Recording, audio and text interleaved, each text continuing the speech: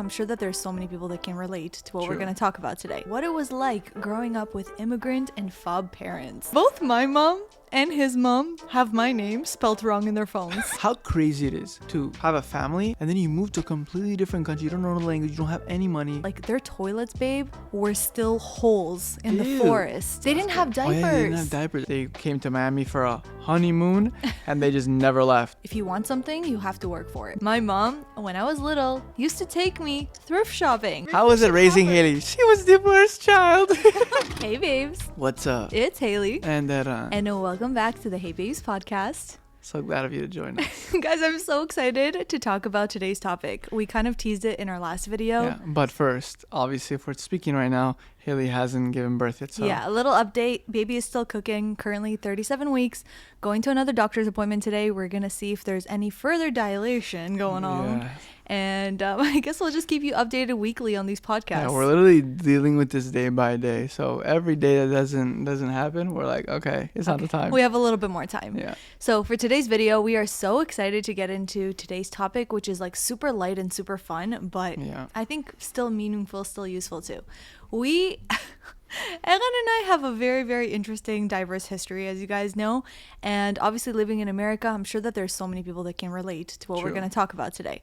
And basically, we really want to do a deep dive into what it was like growing up with immigrant and FOB parents. FOB, if you guys don't know what it means, is It means fresh off the boat. yes, there you go. Literally parents who like came from a different country, arrived with like no language and no money, and like Literally. now fresh we're off the boat. American Canadian kids. Like, look at us, the way we're speaking English and everything. You would have never We're thought. so professional. Exactly. But we're really excited to get into talking about it today. Eran and I both have like super interesting stories in terms of where we came from, where our family came from, and just like really funny things that I feel like only kids of immigrant parents would be able to understand. Very true. So we are really excited to get into today's podcast. But if you guys are listening here on Spotify or Apple Music, be sure to go ahead and rate our show if you guys are enjoying it, and give it 5 stars, comment if you can. And if you are watching on YouTube, be sure that you click subscribe so you can hear post notifications. Yeah, so all that you that can good hear stuff. all of our future videos. And with all that, let's get into today's podcast.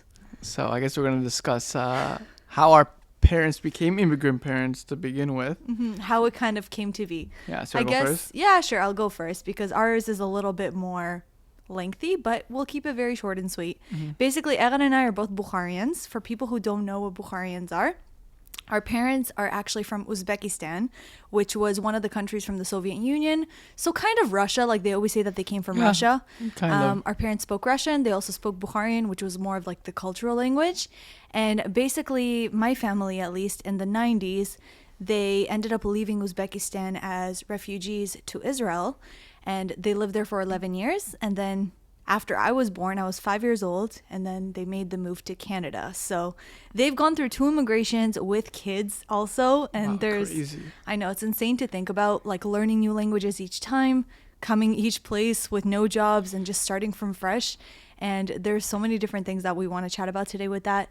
That's my history. Wow. So Yeah, no, my parents didn't do that. My parents, both my parents both grew up same idea, like in the Soviet Union and Russia. Well, I don't even know if it's together or separate. I don't know, but they both know Russian or whatever. we need to brush up on our Yeah, we geometry. need to Geometry, not Oh geography. my God, geometry. The pregnancy brain. Okay, geography. And so same idea. My mom moved to Israel. My dad moved to Israel, obviously before they met. And the reason why they moved is because, you know, and you have to keep in mind that, like, they had a very good life there. Like, Yeah. in both of our families had a very good life. They had good jobs and everything. They had beautiful houses. They had Beautiful money in houses, Uzbekistan. they had They really loved. My mom told me like she never thought that she would leave. Yeah, and then just with everything going on, I guess Jews and everything weren't really welcome there, so they had to flee, and they ended up moving to Israel. And then my parents got married. They came to Miami for a honeymoon, and they just never left. And Really? same idea, like no language. My dad came to America with my mom, $200 in their pocket. That's insane. And then they got pregnant to me like the first year that they moved to America. So probably So you were very a tough. Miami born. You were Yeah. like the first immigrant Miami born baby. Yeah, from so the I was Bukharian born. community. Yeah, I was born in Miami in Florida, but you were born in Israel, like your family. That's what's crazy. Your family moved with kids. I know. 3 kids to a My different mom country? and my no dad, language? no. They Wow. literally picked up with 2 kids. My oldest sister was 3 at the time. My middle sister was 1. So they had a 1-year-old baby that they took with her. And the thing is, when they left Uzbekistan, they weren't allowed to leave to take a lot of stuff with them. So I remember hearing stories of like, I think it was my great grandmother or something. She was like swallowing gold jewelry or something so that she had like valuable stuff. Shit, that kind of hurts now. I mean, I can imagine. But she was like Hopefully it swallowing came that out kind of gold stuff. Too. What? If it was like fake, it would come out Oh green. I don't my know. But yeah, they would have to like literally like smuggle their own things into the country because Uzbekistan, like they didn't really like let them leave with much from what I know. My mom said that I think they like traded their house in for like a few fur coats, something that was valuable that they could take with them because they couldn't like take a lot of things of monetary value, which was crazy. So when they arrived in a new country, this is the funniest thing that I tell people. I obviously didn't grow up in Uzbekistan, even though my sisters did. They were super little. When I look at my mom and dad's photographs, like you have to understand that life in the Soviet Union, it was a communist country. So they didn't really have a lot of like advances when it came to technological advances and stuff like that. Like their toilets, babe, were still holes in the Ew. forest. I'm not kidding. They didn't have diapers. Oh, yeah, they didn't have diapers. Yeah, your They parents didn't were telling they us. didn't have pads. Like if a woman would have her period, like they would literally take cotton and put cotton on their underwear, and like that would be their. Yeah, we're that- spoiled now. we're really Today's spoiled if you really generation, think about very, it. very spoiled. And even then, my dad told me there was many things about the communist system that were great in a sense that like education was free and like everyone was kind of treated in an equal way. But think about it this way: students would go to school, and half of the year they would have to spend like picking cotton to kind of like do their part for the country, which was just insane. Like life there was just so different. But if I was to ask my parents how it was growing up, they actually said that they were very happy. Like they didn't feel like they had a lack for anything. They didn't know when you don't know what you're missing out on, it's very hard to like get jealous or envious, like that you want that, like what's going on in America or whatever, because they didn't know anything else. No, So they for didn't. them, they're like, this is normal for us. Like we're happy. Yeah. Like My father was also considered kind of like a rebel. He would go on the black market to buy himself like records and music and Western culture because they records. were. Wow. Yeah, like I he don't had a think whole we've even lived a collection. record era. I think we've had. The only thing I remember is like CDs, yeah. CDs like player, and you have those like headphones like this. I know. And whatever, It was listen just to so it. crazy. Bottom line, all I'm trying to explain is like when they did come to Israel, it was kind of like a big culture shock in the sense that the country was a lot more developed and a lot more advanced. So all of a sudden they started seeing like, oh wow, diapers. Photographs were not in black and white anymore. And like, it's funny. I imagine my parents' life back then in black and white because I can't imagine it as anything else. They're you not know? that old, man. I know they're really not. Like your my mom's gonna give you parents, crap after. Why my you say parents are that? in their 50s. You know what I mean? But Yeah. I'll tell you what. There's like a lot of things that my sister said that not that she necessarily remembers, but she went through with the immigration with them. Think about it. They came yeah. only speaking Russian True. and Hebrew, like was something that they didn't have, so they had to learn it. Then when they moved to Canada, starting all over again.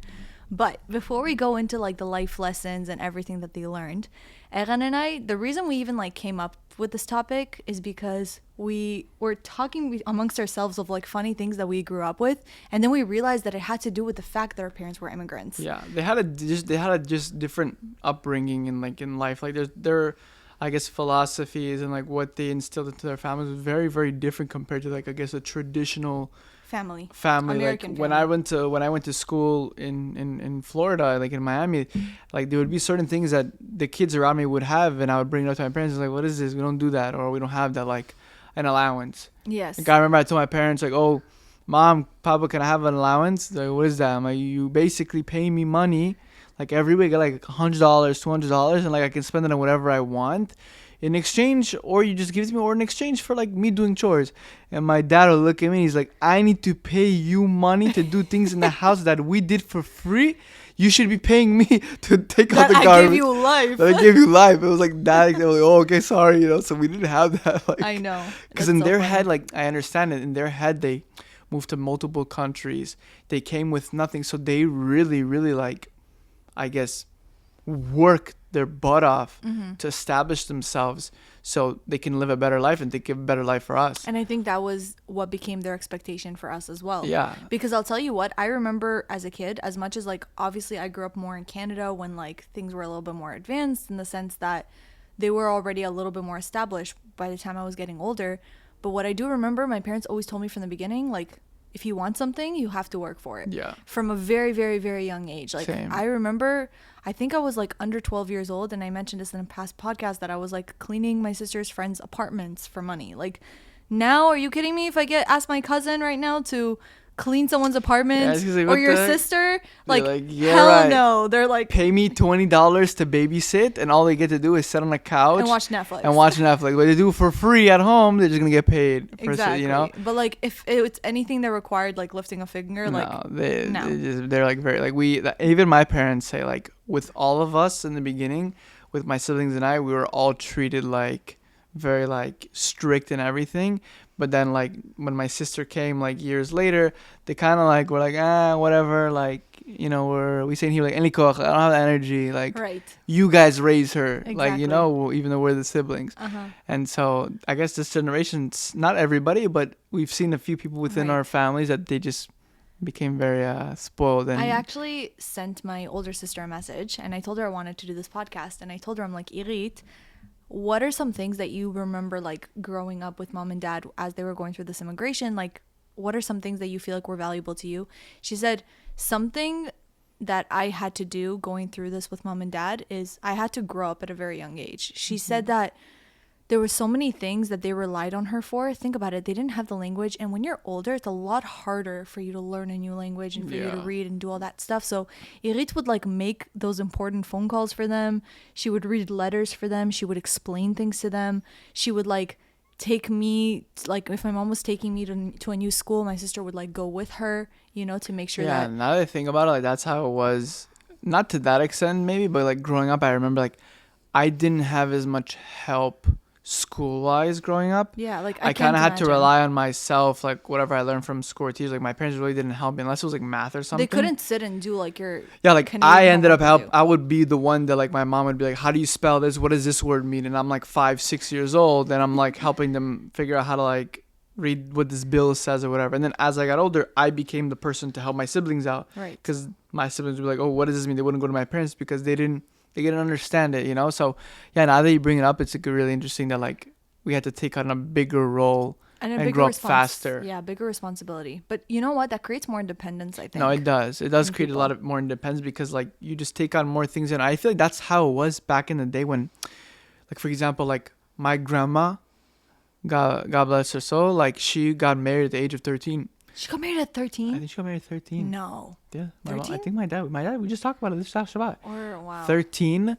And then people were like, "How do you get married at 13? It's Because crazy." for them, it was back then. It was Back like, then, like as soon as she got her period, she was like able back to get then, those married. women were so mature and they did so many things that like, it was like 13 back then was like 21 now. Like they just did so much at that time. Like my dad was like, I was already working at the age of 10. We're not instilling that. No, we're not saying get married at Don't 13. get married at that age. We're not saying get married at 16 or whatever. But we do obviously, know in a lot people's of time, like but- Bukharian women and stuff who are very young, 14, 15 years old, getting married and like yeah, having kids at 16. because they had to mature very quickly. They didn't have like, I'm going to college, I'm gonna go live my life, whatever. They had to grow up very quickly because they lived in a time where you couldn't, like, the families couldn't support themselves. So like my dad said, he had to work at the age of 10 to help his dad provide money on the remember table, my especially when they mom- moved from Russia to Israel. I remember what my mom told me what my grandfather used to do when he was like 9. He would literally go around picking up old cigarette butts like that people would smoke, wow. and he would re-roll them into new cigarettes, and then he would go sell them. Yeah. So it's like stories like that you just hear, and it just makes you realize like, what are we scared of these days? You know what I mean? Like Like, we're have scared no to call somebody to apply for a job. Like, do you know what I I know, mean? that's like, what it's coming to, unfortunately. And we're talking this about ourselves as well. Like, Yeah. there's certain things that they just had the courage and like they just did. Like, how crazy it is to have a family, and then you move to a completely different country. You don't know the language. You don't have any money, and you just come and you're like, okay. And people like us, sometimes we're afraid to like, you know, start a podcast. I don't know, like doing certain things. take like, any kind of step. take this risk or certain thing, or just get out of our comfort zone with what they think for both of our families. They were so used to being uncomfortable. Uncomfortable. You know, they exactly. were like already comfortable with being uncomfortable, and they were taking risks. And thank God, over time, with God's blessing, of course, they were able to make a name for themselves, and they were able to raise kids I'm and like families. so proud of our families, Nah, honestly. like honestly, thank God. And we learn a lot from our families. Like Haley said, independence. We learn responsibility. We learn that like if they can do it, we can do it. For sure. And we want to instill that with our kids as well. But I'll tell you guys what, like, as much as having immigrant parents was a great life lesson, there's a lot of really funny things that come with having immigrant parents. So I was sharing this with Eran the other day. Both my mom and his mom have my name spelt wrong in their phones. Like, both of them. Not even kidding. Sorry, Like, they've known Haley for my entire life. 7+ years. Oh, your No, parents? well, your mommy and your mom knows you your entire life. But my mom has known Haley for 7+ years and still has And they it still wrong. don't know how to spell They my don't. name in English. But what was your name when you just came into the country? Okay, so this is what I have to explain. Whenever I show people my passports, they always like don't understand what my name is. Yeah, they're like, Chili. Wait. We got to tell people what this is. Guys, you know my name is Haley, right? I mean, it's Kheli in Hebrew, it's Haley in English. So when my mom arrived at the border in Canada, they're like, "Oh, what's the family's name?" She's like, Haley, like with her little Russian accent. So they spelt it Chiili. So every single day I went to school, whenever we had new teachers, I had to explain that my name was not Chili, it was Haley. Yeah, I know. But it's even in the airport, it's like that. Yeah, They'll and- read it, they're like, okay, Chaley, and then she's like, it's Haley or Haley, and then they're like, what the hell? because Okay. you know how CH together, Yeah. it does the ch sound. But yeah, it's like so funny. And that was just like one of like the many things I remember that these days would not be acceptable for parents to do. Like Evan was telling me a story about his mom, and as they were growing up with the kids, how she had to like go run errands. Oh yeah. And oh my gosh. Like he needs to tell you this, my guys. mom, like, listen, I understand. Like my dad's working. My mom needs to my mom would work during the week as well, and the only day that she had off was Sundays. But on Sundays, we would all be like, we would have like, 'cause Saturday was Shabbat, so you couldn't really do much with the kids. So Sunday was the only time that, she would have off to do stuff like to go grocery shopping or whatever. But she has 3 kids, so what she would do is she would take us to Chuck E. Cheese, and in Chuck E. Cheese you come inside, you get a stamp to make sure that you're part of them or whatever, Part of the crew. part of the crew. You go inside, and she would give $100. $100. Oh, sorry. No. $20 for 100 tokens. Now that I Yes. got it. $20 for 100 tokens. Now, each game is 1 token. You got 3 kids. You divide it. You get that's like 33 tokens per person, right? Yeah. How long can that last you for? Like 20 minutes, 30 minutes. You play a game. Okay, you keep playing. That's it. Game's over. My mom would leave us at Chuck E. Cheese. Say, okay, Aaron, I'm gonna go. I'll be right back. Okay, mom. Go.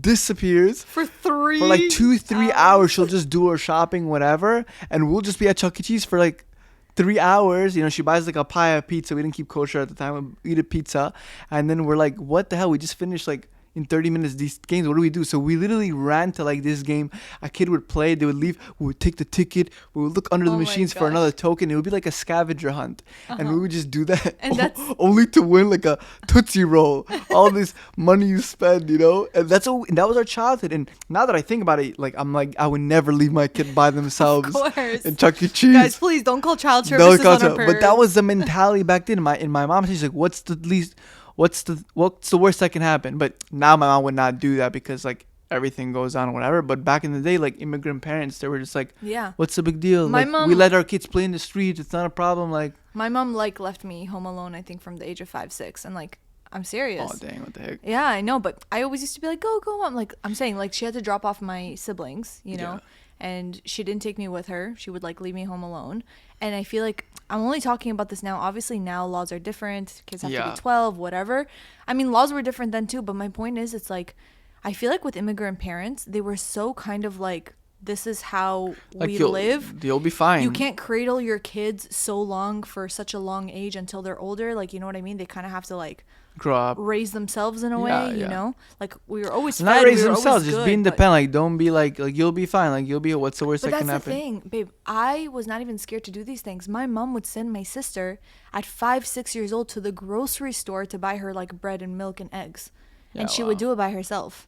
Now if I ask your 15-year-old sister to go to the grocery store by herself, she would hesitate. You're gonna rat her and start messaging me after. It's like No. you're But right. not just her. Like, I'm just saying any 15-year-old now, like, you may even ask them to go to the because you have grocery social store. anxiety, all this stuff that happens. I think just in today's time, like with social media and how easy everything is now, like you never need to leave your house. You want food, Uber Eats. You want groceries, you have Walmart order. You made a really good point. You said that people now are very scared to feel uncomfortable. Yeah. And there's one metaphor or analogy, I don't remember. It's been a while since I've taken English. But there was one example I remember somebody told me that, how does it work with like lobsters and crabs and shellfish, right? The way that it works is as they grow, they shed their skin and then they build themselves a new home. So in order Even for though you you don't to... like crabs or like, I you're know I just don't. I'm terrified terrified of them. But my whole point in saying this is that the only way that you can grow in life is if you become uncomfortable. Yeah. And I feel like our parents were not scared to put themselves in situations that would make them hesitate or make them uncomfortable, which is very different from us. I think for them it was like it was a I wouldn't given. say do or die, but it was like our backs against all, we have no choice. Exactly. Like we need to leave this country. They go to another country, like, listen, we're not like, we're trying to live a better life, we can't live like this, we'll go to a different place. And they had no choice. But that's the point I even want to make. My mom told me that she was very happy in Israel. She could have stayed there. She would have had a really great life with my dad. Yeah. She said that the reason they decided to come to Canada is because the way it works in Israel is when you hit 18, whether you're a girl or a guy, you have to go to the army for 2 to 3 years. And in a way, my mom kind of looked at that as like, oh, this kind of like delays your life, because then you can only go to school later, you can only get a job later, you can only get married later. So because of the fact that they didn't really want that for us, and she also said getting into school in Israel was very, very difficult. So she just thought, like, her and my father together just saw that there was more opportunities, like in North America, let's say. So that's why they decided to come here for us. But she keeps reiterating that, like, we came here for you guys. Yeah. And I think that's why their expectations of us are so high. And speaking of high expectations, I even remember that my father was I don't want to say he still is very, very smart, very logical, because the education system in Russia was very strict. Like, they learned math as children that you would only learn in high school. Like, they already knew everything. Yeah. So I remember that my father was very hard on us when it came to like education and everything. I would literally sit with my dad and I would be like asking him some help for math because it wasn't my strong suit. And I would be like, Abba, like, can you help me with this? It's really hard for me to understand. He would just look at me and be like, this is so simple. How do you not understand this? This is so easy. I learned this when I was like 5 years younger than you or something. And I was like, no, Abba, please, like, no, just help me. Don't yell, whatever, But for them, it was just like so easy, know. And for them, it's a given. Exactly. And then on top of that, I don't want to say that like nothing was ever good enough for my parents. Like, thank God my parents never really pushed like education on us, in the sense that like they never forced us to like become doctors and lawyers. Yeah. I know a lot of immigrant parents did. My parents didn't. But I do remember that if I would like bring home a report card to my dad, I would be so proud that I got like a 95 in math or something. And I would show it to him being all excited, being like, Abba, look, like I got a 95. Why not 100? Like, that was literally his answer. It was so like a given. Like, nothing was ever good enough. You got a 99. Why did you get it? What, you got an A? Why did you get A plus? Yeah. Like, my family was the same. It was my family. I wouldn't say it was the same thing. Like, if we got good grades, like I remember the first time I got like straight A's, my dad was so proud. It was like I was like I think it was like second grade. My dad's But like, did you ever get like I'm a reward? I'm so proud of you, this and that, And then afterwards, like I think he got me a reward that one time because it was the first time I got straight A's. Yeah. He kind of wanted me to like keep it up. But then since then, they did not care. They're like, okay, you got straight A's one time. We know that every time you're gonna get it, we don't care. So I remember I would come home that's sometimes. Their expectation That's their expectation of me, exactly. So then my parents would be like, I'm like, oh, Mom, I got an A on this essay, whatever. So, okay, nice. And then I'm like, what do you mean, okay, nice? I got an A. And then like, what am I supposed to dance in front of you? What? You did this for yourself, not for me. And like, I could have literally told my parents I was valedictorian and they would have believed me because they didn't care. They're like, okay, you did it one time. We know that you can do it. It wasn't like what was the thing, like back in the day, like I remember, like, I would grow up with certain friends, and my friends would be like, yeah, my parents said as long as we tried, Yeah. that was good enough, and then I'm like, my parents would never tell me. They're like, or you pass or we beat you. No, I'm joking. They wouldn't beat me, God forbid. No, we didn't have those kind of immigrant parents. But we had, but our parents, like, I do remember my parents, like my dad and my mom, like if we acted up, like we'd get like a whoosh, like here and there, not like a bam bam, Maybe child because you're a services. guy, we didn't have No, that. like, listen, I'm not gonna lie, we deserved it. Like the stuff that my siblings and I did, like Yeah, I heard you were like, terrible. we were bad kids. Like, let's just say, like, I did things that, like, parents would hear. They're like, yeah, we do not want you to, like, Be our breed, child. breed with our family, whatever. Because, like, my mom told me that, like, when I was like 4, 3, like,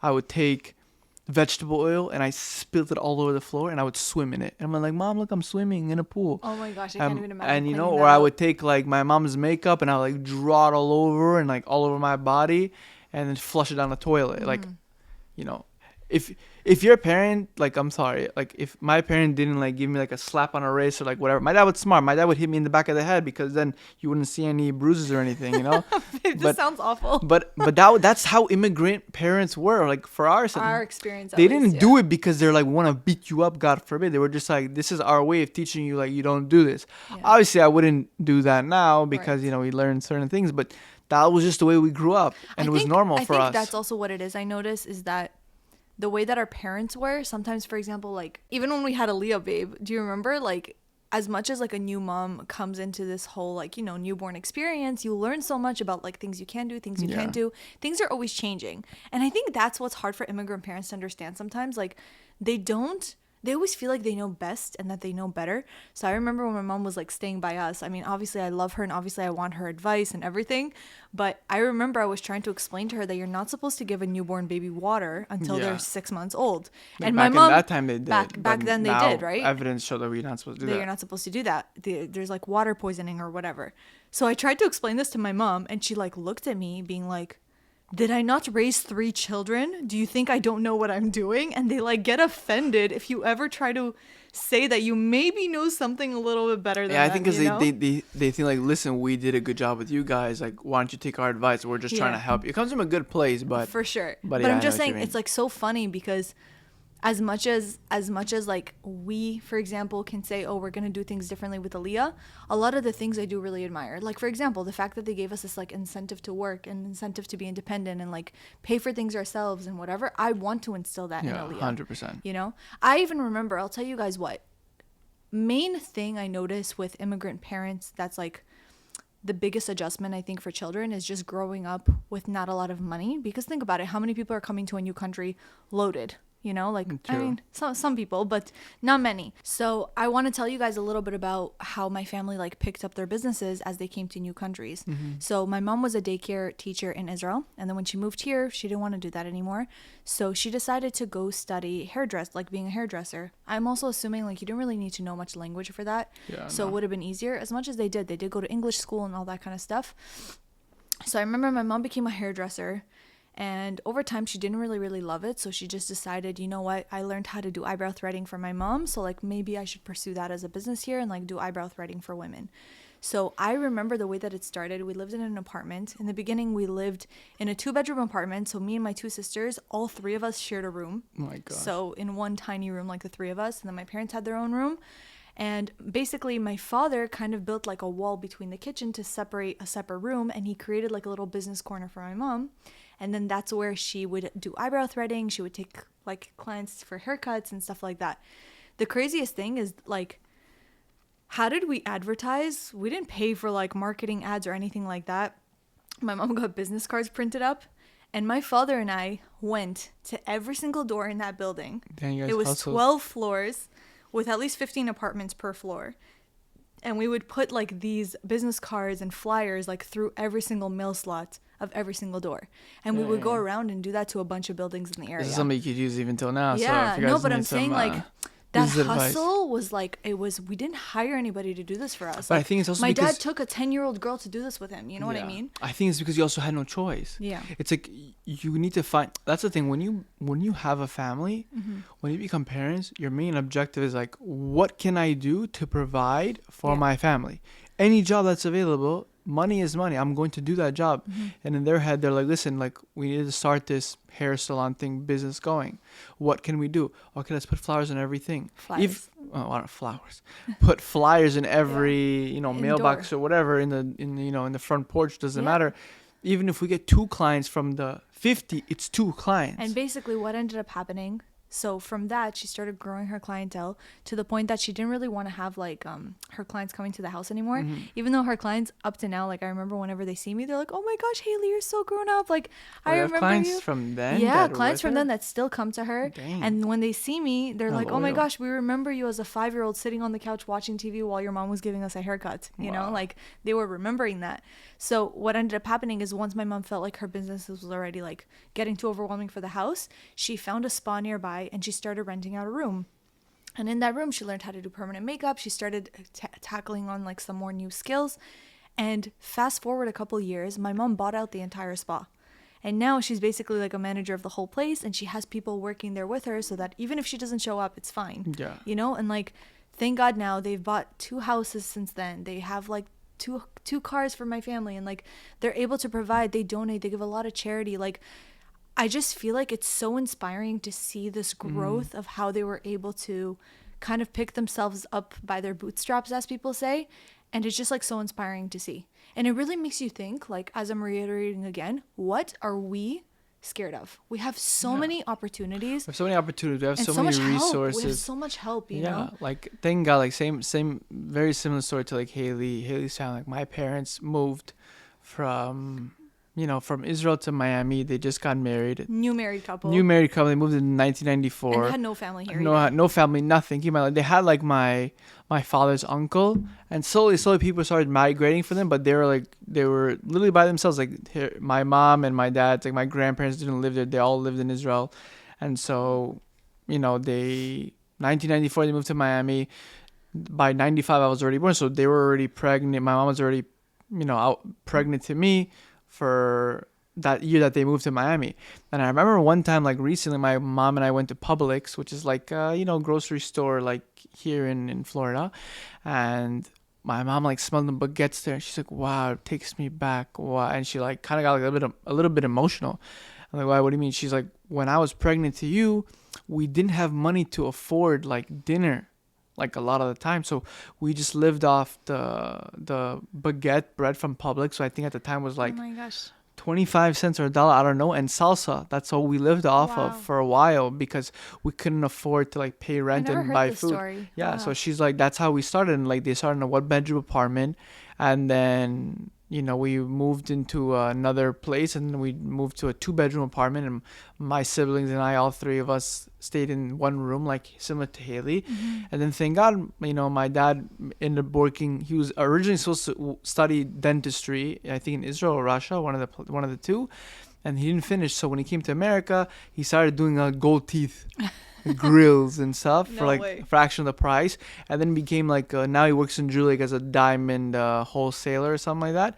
And now thank God, like he was able to buy a house. They built a house, and they made a name for themselves. And like thank God, like amazing. now they're able to raise like all 4 of us and like give us the life that they didn't have. So it just goes to show, like, if they can do all this, why couldn't, at the time, even when I started my personal training business, why couldn't I go to Canada and make a name for myself and get married and do all that stuff? Because my parents did the same thing. I think everyone is just really scared to put themselves like in a vulnerable place. Yeah, Do you know 'cause what I mean? It's just very hard to think about uncertainty. Uncertainty It's and being unsuccessful at something. Unsuccessful, because that's people's biggest fear. Like, what if I fail? And that's my biggest fear always. Like, I'm always scared to do something because I'm always afraid to get rejected or I'm failing Scared at of something. failure. That's why I kept pushing off personal training for so long, because I was afraid that I wouldn't succeed in it. But you're never going to know what you're good at, or you're never going to know if you will succeed if you never tried.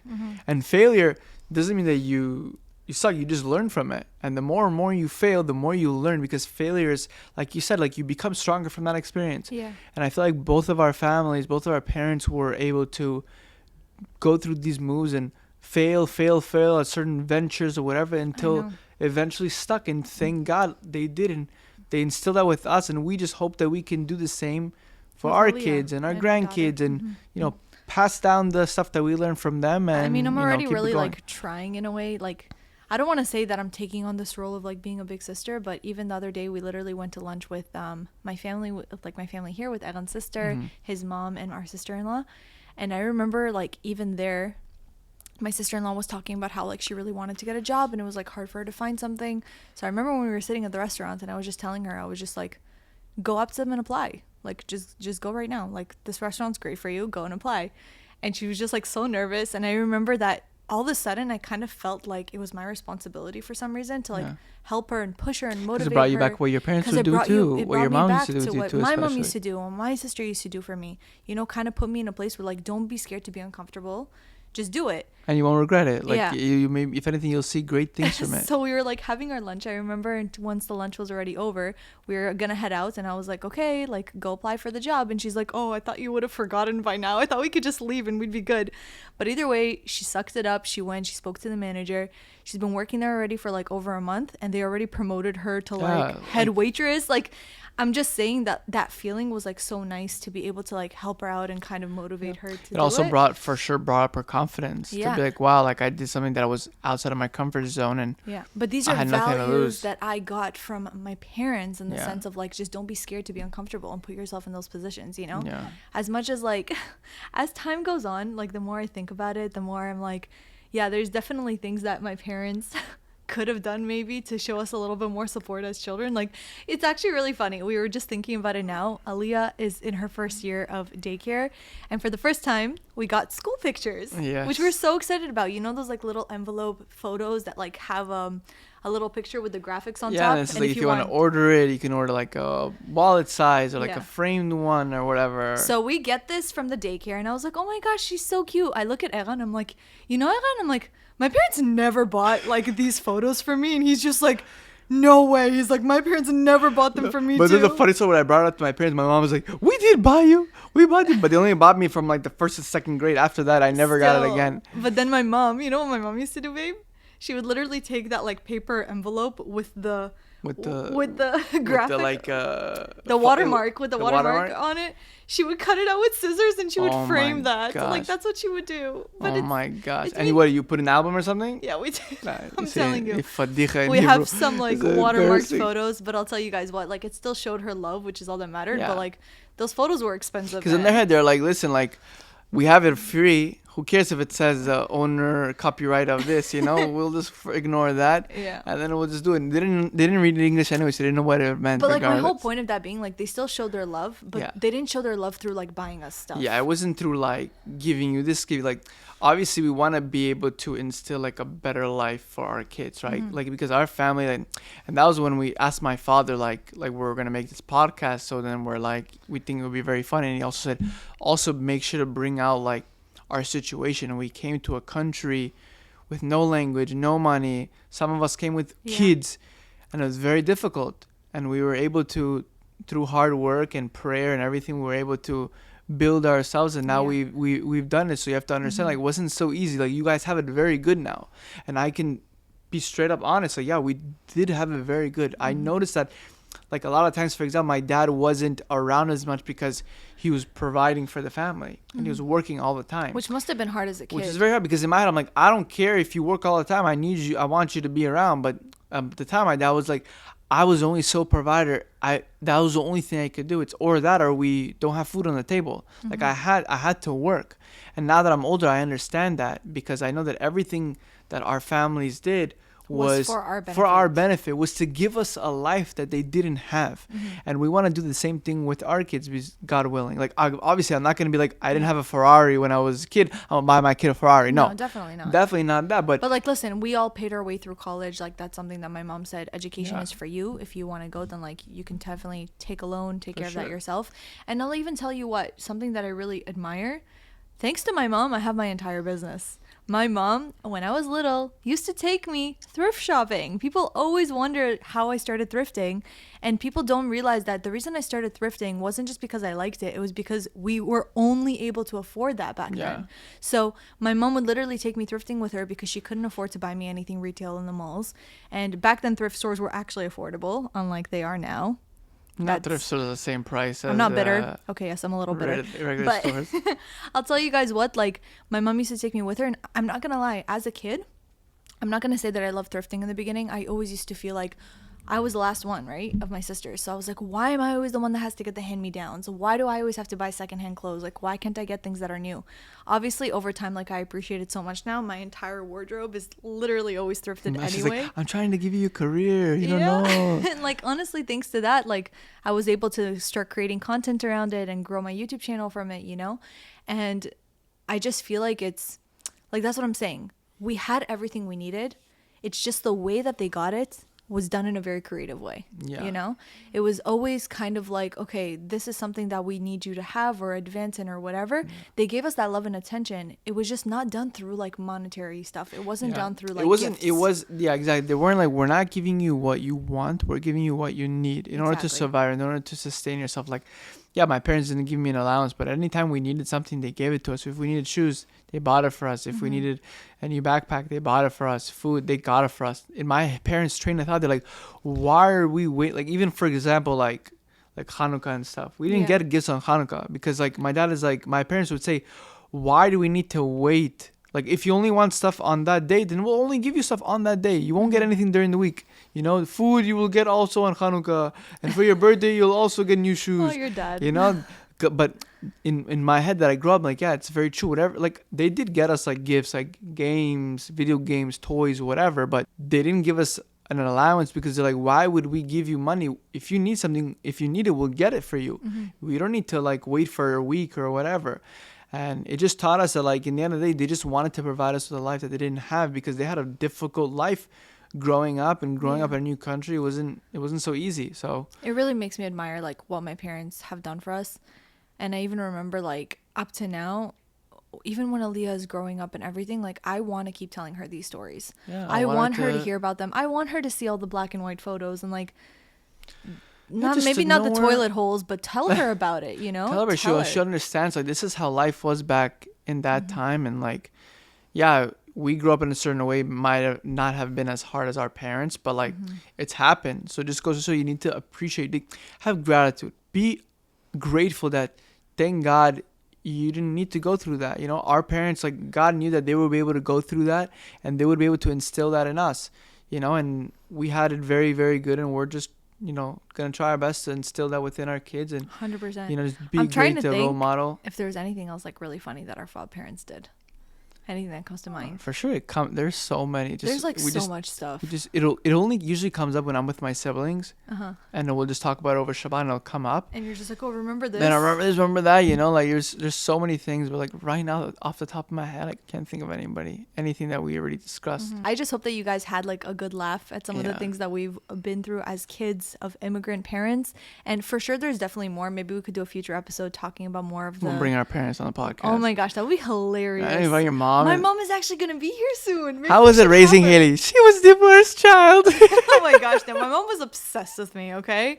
Let me just say that. Who's the favorite of them? Let me just say that as much as our growing up childhood experience may not have been like the typical, you know, the way that you see it in movies and childhood and whatever. But I wouldn't have had I any would other not way. have changed a single thing about it, and I honestly feel like it shaped us to be the people that we are today. Yeah. And we really want to hear your stories, guys. So especially if you guys are watching right now on YouTube, comment down below if you are children of immigrants, if you're an immigrant yourself, if there's any like funny little stories, share it down below with us too. And maybe we'll even share a couple in our next podcast. Yeah, so comment that. If you don't have any stories or you can't think of one any at the moment, just comment FOB. Yeah, comment fresh off the boat. It says fresh off the boat or FOB, whatever it is. Exactly. Because we love our FOB life. our FOB life. Either way, we wanted to say on here that we love our parents, we love our family, we appreciate everything they do for us and all the support that they have. They're always been there for us, and you know, we're very grateful that God gave us the life that we have, and we really would not be where we are if it wasn't for our parents shaping us to the people that we are today. It's literally it's a circle of life. You know, they do for us, and then we do for our kids and their kids, and so on. And we're just trying to keep the family names alive. Yeah, but that was a really, really fun conversation. Nice. And we would love to hear from you guys what you guys want to see from us next. So be sure to let us know down below. Comment down below FOB Life if you are listening up to now. You are the real MVPs and our favorite kind of people. Be sure to rate, like I said, on both Spotify and on Apple if you guys are enjoying the Hey Babes podcast. And subscribe on YouTube and post notifications, all that good stuff. We're so close to 1,000 subscribers. Yes. And we just want to pass that milestone. And then we can drink some pina coladas right after. Pina coladas, maybe after I give birth. But we also started an Instagram page. It's just called Hey Babes Pod. If you guys want to go ahead and follow us there for the most recent updates and like little clips on Reels, if you want to go share it with We might have another idea that we're going to use that might be exclusive to the people that follow that account. Thank you guys so much for watching. We hope that you enjoyed today's conversation. Let us know down below what we should talk about in our next podcast. And we can't wait to hear you, speak to you, see you in our next one. All right, guys. Love y'all.